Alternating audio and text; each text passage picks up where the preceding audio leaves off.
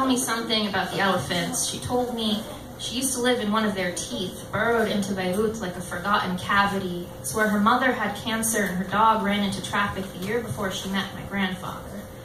I asked her about the curve of the tusk at the base of their home. She said they stood there huddled 3 days, bricks for pillows, sirens replacing the birds, and fingers coming through the ground for the ankles not yet twisted by the rubble. The next day, they made for America, and 30 years later, the ivory is still in the basement, cocooned by a silk curtain.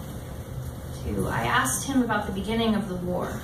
He told me about the people walking over broken glass, how everyone in the city seemed some sort of Jesus with shards of what would one day floss the Mediterranean, getting caught in their heels. I asked him about his first and only pet, a German shepherd, Thin Thin Thin, a name like 3 sharpened teeth in a row before a bite into the West's ankle, a mark made above the boot coming down, a heel too soft to know the carve of its own flesh. I guess we have always worn our pain proudly. 3. He told me about mortality's breath, the matted fur between his children's arms, the organs like disintegrating pottery when the refugees fed the dog shrapnel.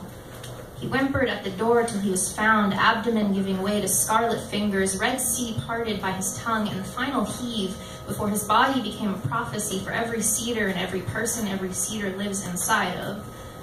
Or they scoff at the American attachment to animals. How their new neighbors take the predator into their home, how they clean its shit and hold it when the night remembers itself at their door.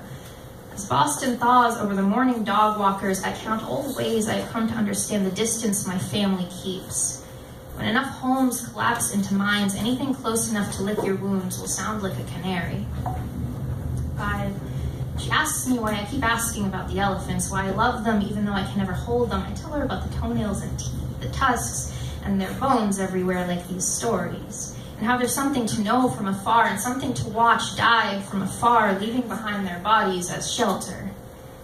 I ask her how many years it would take to visit each grave the past filled to bring me here. She tells me I am full of these graves, that each day I am here is a flower left at a different stone.